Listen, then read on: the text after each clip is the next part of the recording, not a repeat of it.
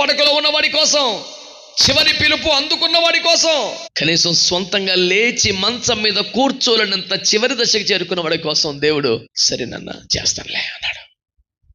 నీకు మరలా పూర్వ వైభవం ఏమిటి, మరలా సంపూర్ణ ఆయుష్ 15 ఏళ్ళు గ్యారంటీగా ప్రపంచంలో నేను పలానా తారీ దాకా సావనని చెప్పి ఏకైక మనిషి అతడు. ఎవడైనా తుపాకీకి అంతలు పెట్టినా లేదురా ఇంకా 13 ఏళ్ళు ఉంది అనే మూమెంట్ ఆ మనిషిది.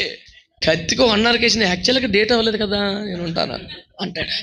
ఒక రోగి కోసం, ఒక బలహీనుడు కోసం, ఒక అవిశ్వాసి తన విశ్వాసమును బలపరచుకోవడానికి ఎక్స్ట్రా అప్లికేషన్ పెడితే ఆయన రిజెక్ట్ చేయకుండా ఏం చేశాడండి, అతని విశ్వాసాన్ని బలపరచడానికి, ప్రాణాన్ని దక్కించడానికి, నూతన ఆయుష్ని ఇవ్వడానికి మొత్తం కాల చక్రాన్ని స్తంభింపచేసి, గ్రహముల యొక్క భ్రమణములలో మార్పులు చేసి, 10 మెట్లు ముందుకొచ్చిన నీడను మరలా 10 మెట్లు వెనక్కి పంపి నీ మీద తన ప్రేమను నిరూపించుకున్న అద్భుతమైన దేవుడు.